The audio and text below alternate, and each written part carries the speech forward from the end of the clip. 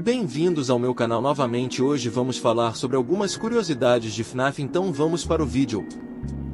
Poucas pessoas sabem, mas todos os capítulos de Five Nights at Freddy's foram criados utilizando um programa chamado Clicktion Fusion. Ele não possui uma linguagem de programação própria, permitindo que usuários criem games de maneira poucas mais simples, utilizando apenas lógica. O jogo de terror se tornou provavelmente o título de maior sucesso já feito com o programa. Outro detalhe que passa despercebido da maioria dos jogadores é que boa parte dos sons do game são, na verdade, vozes de crianças.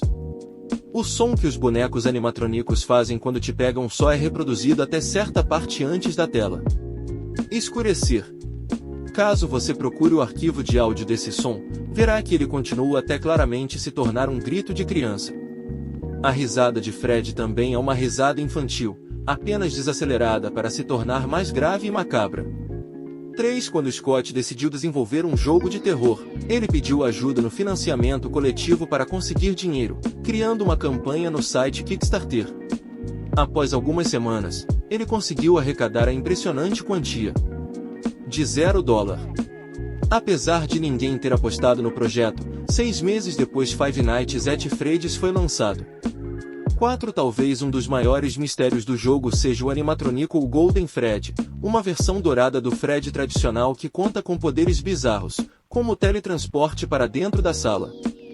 Quando questionado sobre Golden Fred em uma entrevista, Scott brincou: há coisas que simplesmente acontecem durante o desenvolvimento, dando a entender que o personagem seria um erro de programação.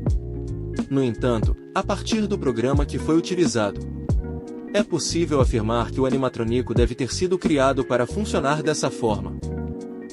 Reserve agora um pouco do seu tempo para fazer uma busca no Google Maps. Faça a seguinte pesquisa: Fred Fazbear Pizzeria. Reparou no resultado?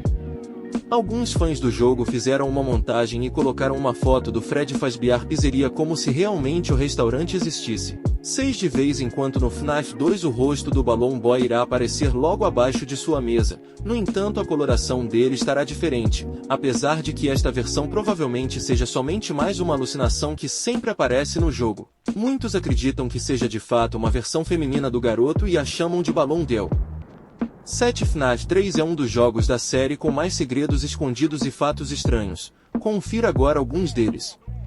Um fato interessante são os minigames no jogo. Eles podem ser acessados após passar as noites ou através de códigos secretos espalhados no cenário. Alguns somente podem ser acessados se você realizar alguma ação diferente no minigame.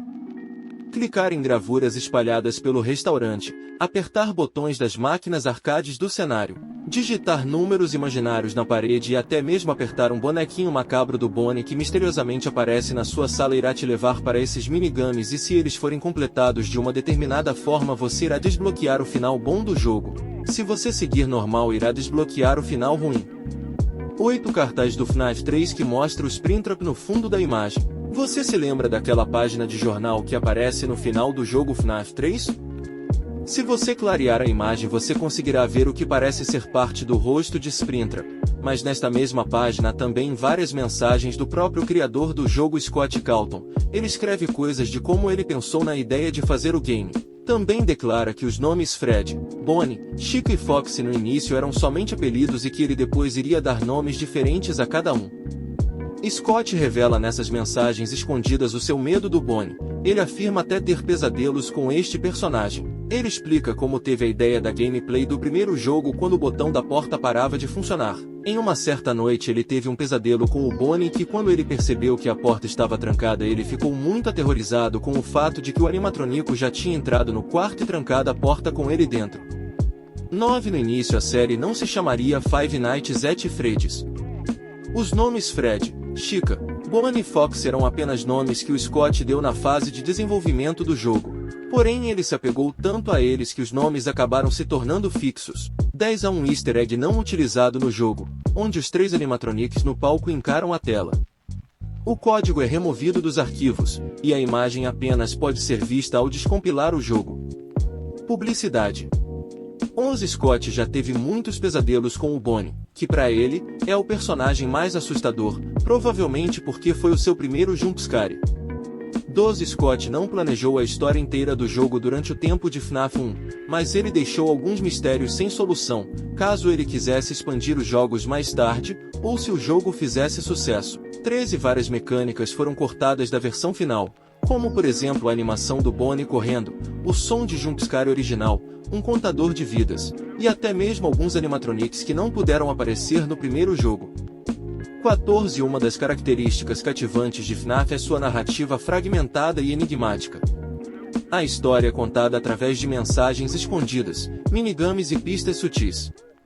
Os jogadores precisam juntar as peças do quebra-cabeça para entender a verdade por trás dos eventos assustadores que ocorrem na pizzaria. 15 A verdadeira história por trás desse pesadelo começa a se desenrolar à medida que os jogadores descobrem que esses animatronicos são possuídos pelas almas de crianças que foram vítimas de assassinato na pizzaria.